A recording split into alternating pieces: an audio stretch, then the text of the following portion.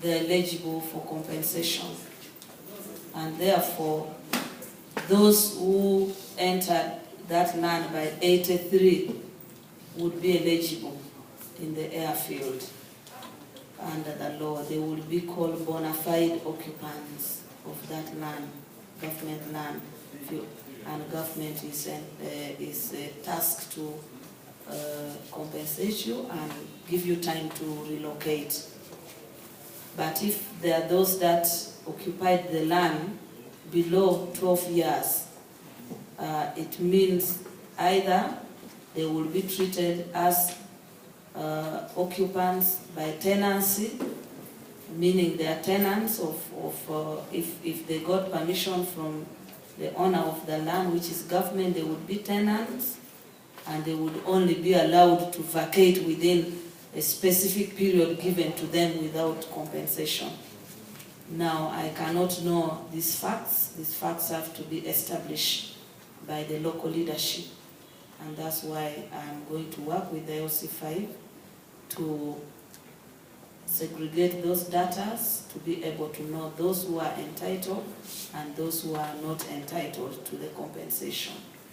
On the issue of sites for tourists or tourism, as you are aware, the presentation of the executive director clearly will make the Lamu economy more developed when we have these sites developed, protected, and even to talk about Ferdinand, who is worried about the Neta ills and the people who are currently working or getting some materials out of there.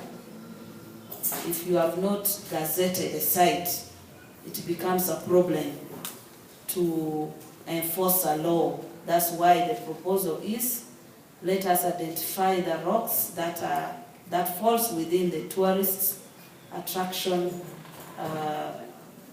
rocks, then let's identify those that are land with the tourist attraction attached to them, and with that we'll be able as government, in respect to the importance this sector plays in spiraling growth, to spend money as government to compensate the owners of those land. And it has no contradiction at all, New Vision, because there is no such bill that talks about compulsory acquisition. It's a misrepresentation, it's a misunderstanding, and I've made this very clear that the proposed amendment is on section 26 of, in respect to article 26 of the Constitution, which will insert subsection 3, if I'm to refresh your mind, subsection 2 of article 26 of the Constitution talks about prior, prompt, and adequate payment of compensation before government conducts work on any public investment or infrastructure. So we want to add a subsection which will say where a claimant, the owner of the land, who has consented that government can use his or her land, but disagrees with the value government is offering, where majority has agreed on the value, then government will be able to pay that person the value which has been determined by chief government valuer. Then government can proceed with the work while the person can contest the value in court. So it has nothing to do with compulsory acquisition. Under Land Acquisition Act Section 6, there is a process used to ask owners to consent. And once people consent for government to use their land, then the next level is how much money do you want? So this amendment is now coming at a level where somebody has already consented to government using their land, but they are dissatisfied with the value government is offering.